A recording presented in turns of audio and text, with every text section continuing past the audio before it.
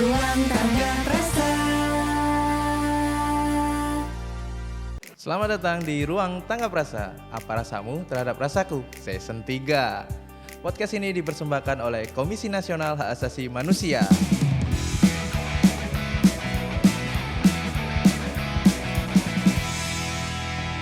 Nah, happy humans, apa kabar kalian semua? Semoga dimanapun, kapanpun kamu mendengarkan ini, saya harapkan sehat selalu. Karena ya akhir-akhir ini cuaca nggak begitu jelas dan terakhir sih aku dengar polusi udara ya, apalagi di Jakarta itu meningkat gitu.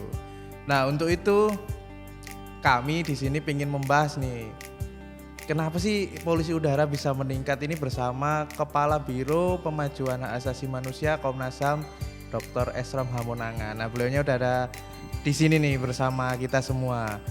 Aku mau sapa dulu. Selamat datang Bapak Esrom Hamonangan.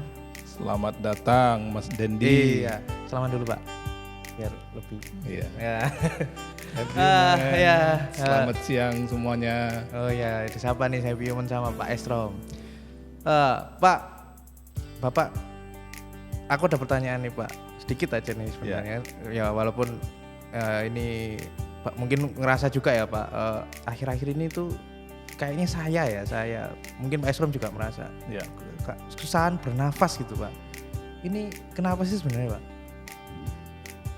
Iya. Kita sampai saat ini kan merasakan perubahan ya di kualitas udara ya, terutama di Jabodetabek. Jadi ini memang sangat berbahaya sebenarnya terhadap kesehatan kita gitu. Nah, ini polusi udara atau pencemaran udara ini kan mempunyai dampak yang sangat boleh dikatakan berbahaya karena polusi udara ini tentu merupakan gas maupun debu yang tidak bisa dikontrol. Jadi dia melayang-layang gitu di udara kan gitu. Apa yang dampaknya? Tentu dampaknya ini terutama untuk anak-anak ya, yang itu sangat rentan gitu. Mereka ini bisa sakit ya, paru-paru khususnya maupun saluran pernapasan yang disebut dengan ISPA ya, infeksi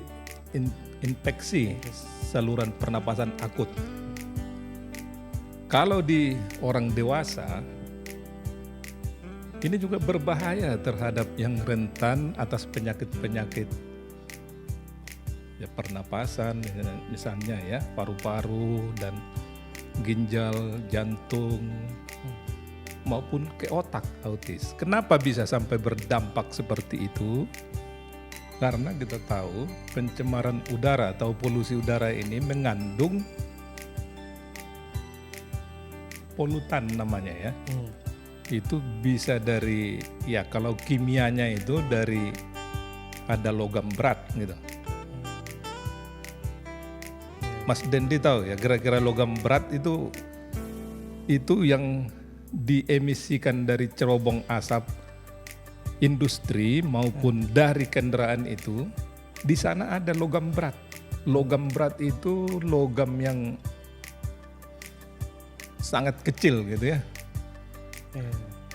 Kandungan tahu misalnya arsenik. Tahu arsenik saya. Jessica ya, arsenik. Itu sianida Pak. Sianida termasuk juga, ada juga itu logam tuh. Terus arsenik yang ini siapa dulu itu yang Munir Pak. Munir. Itu logam juga itu. Jadi di udara kita ini sekarang ya, itu ada itu kandungan itu. Dan itu termonitor dengan pernah lihat seperti yang di Bundaran HI, kan ada monitornya di situ. Oh iya Pak ya. Apa itu Pak? Yang di pos polisi ke sana itu kan ada situ sulfur dioksida, kemudian nitrogen dioksida, terus debu PM2,5 gitu kan. PM2,5 inilah yang paling berbahaya itu. Oke. Karena dia mengandung logam berat, racun yang bisa kalau masuk ke dalam pernapasan kita, dia akan sampai ke peredaran darah, ya kan? Sampai ke otak, sampai ke jantung, ginjal. Tentunya sangat berbahaya, Pak. Iya, sangat berbahaya, Pak. Pak, kalaupun ini kan berdampak ke kesehatan ya dan sangat berbahaya sekali dan penyebabnya tadi disebutkan bahwa polusi pabrik dan mobil dan sebagainya seperti semacam itu. Terus yang dapat dilakukan pemerintah ini apa, Pak? Iya, sebenarnya pemerintah sudah melakukan banyak ya. Itu jangan kita pungkiri dan itu sudah dilakukan mulai dari membuat aturan kan gitu, regulasi baku mutu di outdoor gitu yang pernapasan kita ini gitu kan. Baku mutu di cerobong udah dibuat kan. Baku mutu untuk knalpot kendaraan bermotor, emisinya itu berapa yang boleh diemisikan. Itu ada batasan-batasannya, sudah dibuat pemerintah semuanya.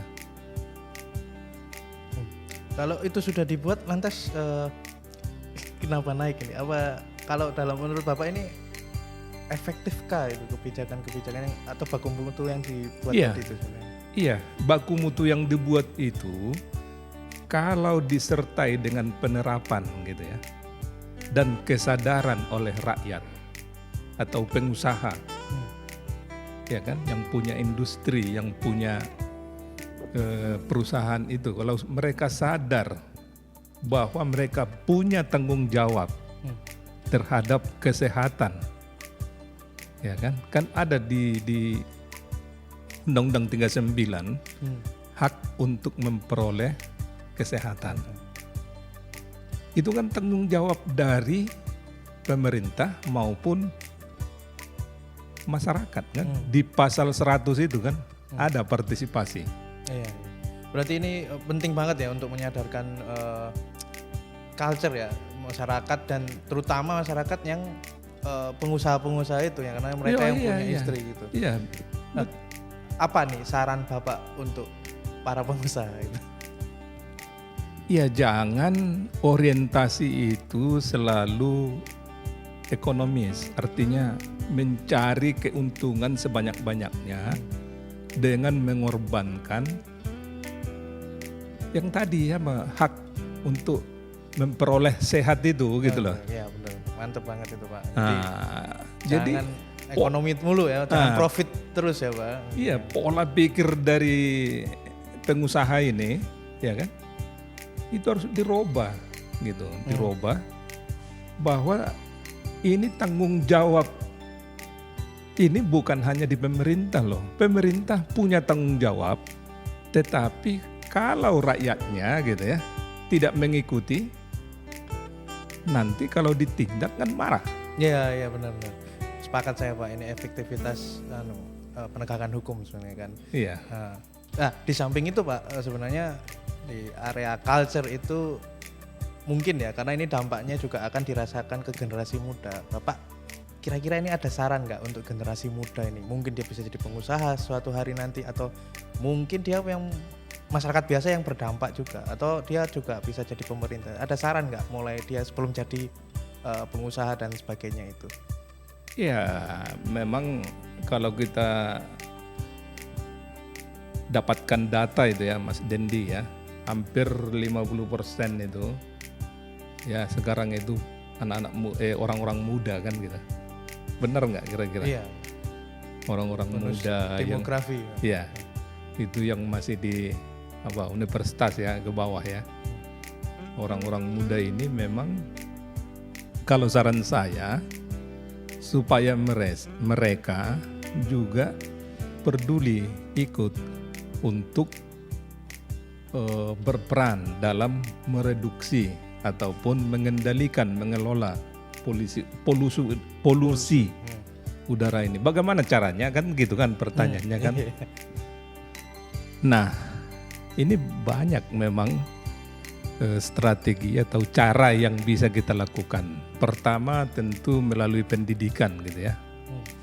Pendidikan kita harus masif di sekolah-sekolah, di kampus gitu ya. Mulai dari SD, SMP, SMA sampai universitas. Ini penting untuk menggugah kepedulian gitu ya.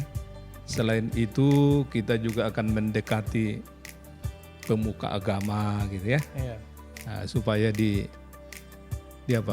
komunitas muda, gereja, masjid gitu ya, vihara dan seterusnya.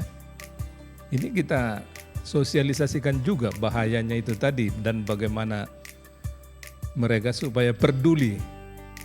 Kalau saya lihat peduli dulu Mas Dendi, peduli dulu. Urusan nanti bagaimana caranya untuk mengurangi itu tentu berikutnya. Ya, kepedulian harus dibangun dulu sudah supaya peduli. Setelah itu untuk bagaimana terlibat dalam pengelolaan, pengendaliannya. Nah, itu langkah berikutnya ya. Salah satu contoh misalnya, ya kalau peduli berarti kan anak-anak muda atau orang muda ini kan menggunakan transportasi massal misalnya, iya kan? Iya. Jangan lagi yang punya mobil 3 di rumah, jangan 3-3-nya kan keluar, Pakai semua. iya kan? Nah ini ya kita sosialisasikan menggunakan transportasi massal yang tentu pemerintah juga kan harus menyiapkan ini kan. Iya. Nah ini pelan-pelan kan sudah disediakan oleh pemerintahan sekarang gitu ya. Itu udah ada LRT gitu ya, udah ada MRT, udah ada busway, udah ada apa itu? Semuanya udah mulai diperbaiki kan gitu. Iya. Transportasi udah Iya. mulai. Nah, jadi peran anak muda ini sangat penting di situ, mengkampanyekan kan gitu. Iya. Nah, Kalau saya garis bawah ini Pak ya, berarti Iya. penting banget kontekstualnya ini dari pemajuan HAM ya, iya, terutama Bapak sebagai kepala biro yang mempunyai fungsi untuk memajukan hak asasi manusia melalui Iya. situ ya, karena kita bergerak di pendidikan dan mengampanyekan hak asasi manusia tadi itu Pak. Betul begitu Pak, kalau menurut Bapak kira-kira? iya. Ini kita harus ada pendidikan gitu ya. Bila perlu kita bisa membuat semacam kombas kali ya, komunitas basis. Oh ya. Nah, anak-anak muda yang kan supaya jangan berantem melulu kan. Iya benar Pak. Kita buat komunitas basis yang peduli terhadap polusi udara misalnya. Iya kan? Iya. Ya itu sangat bagus sekali gitu. Jadi kita jangkau melalui komunitas basis itu. Iya. Pak, ya. Nah, Happy Human sebenarnya apa yang dijelaskan Pak Esrom tadi itu sudah terrealisasikan di program pemajuan hak asasi manusia. Nah, ini Pak Esrom mungkin bisa menjelaskan nih ya. Sebenarnya apa saja program-programnya Pak di pemajuan hak asasi manusia ini untuk semakin membangkitkan kesadaran Happy Human terhadap lingkungan ini. Iya, terima kasih Mas Dendi. Mas Dendi ini kalau bertanya ini susah sekali menjawabnya ya. Saya harus mikir menjawabnya supaya Happy Humans kita ini paham kan gitu. Jadi Mas Dendi, kita di Komnas HAM ini betul memang dengan adanya program Diklu ya, pendidikan dan penyuluhan, kita sudah menyebarluaskan wawasan HAM kepada masyarakat, baik itu tadi hak untuk kesehatan, hak untuk lingkungan hidup yang baik dan sehat, hak untuk pendidikan dan lain-lain kan gitu. Nah, salah satu yang terdekat nih ya Mas Dendi ya, yang terdekat kita punya program yang akan kita laksanakan namanya Festival HAM. Festival HAM. Nah, Festival HAM ini merupakan ajang nih Mas Dendi, ajang untuk mempromosikan mengenai hak asasi manusia ini kepada seluruh masyarakat. Kita ada undangan dari beberapa kabupaten kota, provinsi gitu ya, dari seluruh Indonesia dan bahkan dari luar negeri kita undang untuk bisa berpartisipasi untuk memberikan pendapat gitu ya, beraktivitas secara secara face to face maupun ada pameran dan lain sebagainya. Dan Festival HAM tahun ini kita laksanakan di Singkawang. Nah, di kota Singkawang. Nah, ini kota yang boleh dikatakan menjadi salah satu contoh ya, kota yang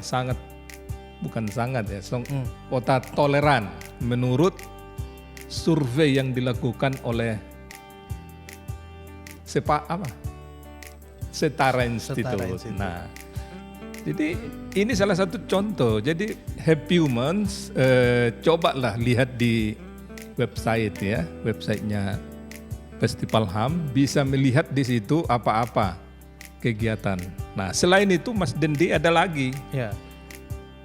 Nah, kita punya majalah. Ya. Kita punya jurnal. Majalah ini ada Wacana HAM gitu ya. Terus ada Suar. Kemudian kita juga punya Puhbah. Ini bisa dilihat ya. Ini aplikasi ya. Aplikasi Puhbah. Nah, yang tentu informasinya sangat up to date semuanya. Iya.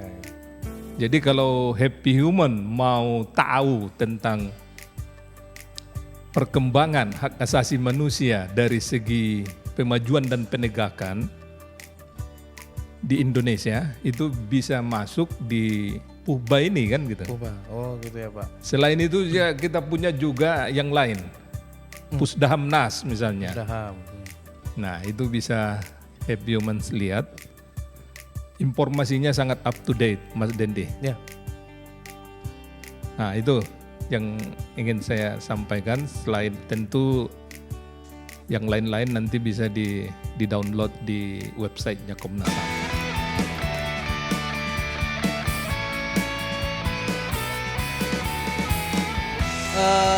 Happy Humans itu tadi perbincangan saya dengan Bapak Kepala Biro Dr. Esrom Hamonangan tentang bagaimana sih caranya mengatasi polusi udara ini, dan saya menggarisbawahi bahwa pendidikan dan mengamanyakan hak asasi manusia itu begitu penting ya Pak ya. Betul. Dan terlebih lagi memang untuk pengusaha memang infiltrasinya melalui situ Pak ya, bagaimana orang bisa mempunyai kesadaran untuk peduli terhadap lingkungan. Kesadaran dulu yang utama. Oke, terima kasih Bapak Esrom, sangat menarik sekali perbincangan ini, sangat berkesan. Saya dapat banyak ilmu sekali, dan mungkin Happy Humans juga. Sekedar info, Happy Humans ini episode terakhir kita, jadi kita nggak akan bertemu di 2 minggu kemudian lagi, tapi di tahun depan semoga saja kita bisa bertemu lagi karena ini episode terakhir. Jadi saya ingin mengucapkan terima kasih kepada Happy Human yang selalu setia. Dan jangan lupa ikuti terus media sosial Komnas HAM di Instagram komnas.ham atau Facebook Komnas HAM, Twitter juga @komnasham. Dan saya ingin terima kasih dulu Pak kepada kru juga. Ini ada siapa nih? Ngomong dulu, Mbak Tari, ada Pak Banu, ada Ibu Kakak Eka, ada Bang Mus, dan juga Mbak Bex yang lagi di Guangzhou sebenarnya. Dan saya sendiri mewakili kru yang bertugas. Terima kasih dan sampai jumpa di tahun depan, di Tanggap Rasa tahun depan. Terima kasih. Terima semuanya. kasih Happy Humans. Happy Humans, terima kasih.